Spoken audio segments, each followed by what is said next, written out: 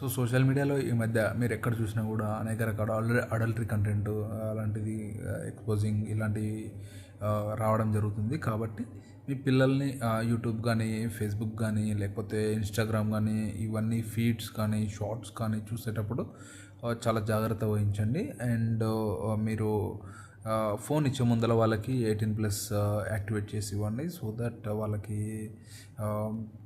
Kids ఈ ఈ ఈ రకమైన కంటెంట్ వాళ్ళకి రాకుండా ఉంటుంది.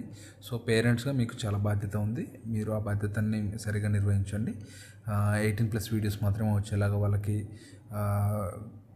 ఫీడింగ్ 18+ బిలో ఉంటే వాళ్ళకి ఈ సమ్ కంటెంట్ రాకుండా ఉంటుంది. కాబట్టి మీరు సో ఆ ఆప్షన్ ఏదైతే ఉందో అది మీరు యూట్యూబ్లో సెర్చ్ చేసి ఎలా దాన్ని ప్రివెంట్ చేయాలని చెప్పేసి మీరు ఒకసారి సెర్చ్ చేసి వాళ్ళకు ఆ రిస్ట్రిక్షన్స్ పెట్టి